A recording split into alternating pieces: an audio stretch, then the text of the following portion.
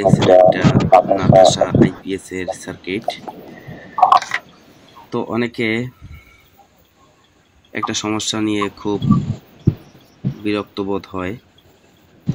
নাতাশা সার্কিটের আসলে সমস্যার শেষ নাই, অনেক সমস্যা হয়। তো সমাধান করা খুবই কঠিন একটা বিষয় হয়ে পড়ে। তো বিষয়টা বলি, যখন আপনাদের সিলিং ফ্যান চালালে সিলিং ফ্যানে বো বো শব্দ হয়, এই শব্দটা বন্ধ হয় না। আসলে ওই শব্দটা স্কোয়ারে এই আপনার নাতাশা বোর্ডে সম্পূর্ণ শব্দটা আসলে বন্ধ হয় না। তো যখন বো বো শব্দ করে তখন আপনারা একটা, এখানে দেখছেন দুটো ভেরিয়েবল আছে, এই ভেরিয়েবল দুটো আপনারা টিউনিং করবেন।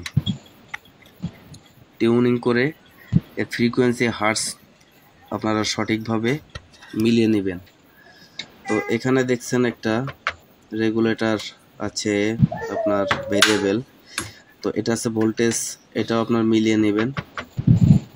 এই দুটো ভেরিয়েবলের কাজটা আপনারা ফ্রিকোয়েন্সি যদি মিলাই নেন তবে আশা করি ওই বো বো শব্দটা আর থাকবে না বললেই চলে, তবে একটু থেকে যাবে, সম্পূর্ণটা ক্লিয়ার হয় না। ওটা সাইন ওয়েভে ক্লিয়ার হয়, যেহেতু সাইন ওয়েভের ফ্রিকোয়েন্সি খুবই অ্যাক্টিভ, 50 ফ্রিকোয়েন্সি থাকে।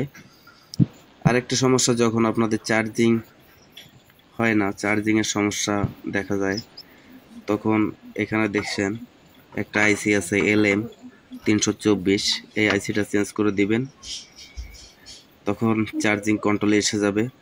এইখানে একটা আইসি আছে, এটাও চার্জিংয়ের জন্য। এখানে দেখছেন এই দুটো চার্জিংয়ের জন্য। তো আরেকটা বিষয় বলি, যখন দেখবেন আপনার এসি ইনপুট হচ্ছে না, এসি আইপিএস এর ভিতরে ইনপুট হচ্ছে না, অথচ আইপিএস চালু আছে, এসি ইনপুট হচ্ছে না, তো সেক্ষেত্রে আপনাদের অনেক ক্ষেত্রে এই আইসিটা চেঞ্জ করে দিবেন, আপনার এসি ইনপুট হবে। অনেক সময় দেখছেন এখানে একটা MOC 3021 আছে, এটা চেঞ্জ করে দিবেন, এটা সমস্যা থাকলেও একই সমস্যা হতে পারে। এখানে দেখছেন একটা ট্রানজিস্টর আছে, এখানে এই ট্রানজিস্টরটা চেঞ্জ করে দিবেন, সমাধান হয়ে যাবে। অনেক সময় রিলেটাও সমস্যা হতে পারে, তো চার্জিং ইনপুট হচ্ছে না, সেক্ষেত্রে আপনাদের এই একটা রিলে আছে, একটা ট্রানজিস্টর আছে, একটু ট্রানজিস্টর, এই লাইনে 4টে ট্রানজিস্টর আছে, এই 4টে আপনারা মেপে মেপে দেখবেন কোনটা সমস্যা, তখন পাল্টিয়ে দিলে আপনার এসি ইনপুট হবে। তো সাধারণত এই আইসিটার জন্য সমস্যা থাকে, এসি ইনপুট হয় না। তো বন্ধুরা, আজ এ পর্যন্তই। সবাই ভালো থাকবেন, সুস্থ থাকবেন, সবাইকে নমস্কার।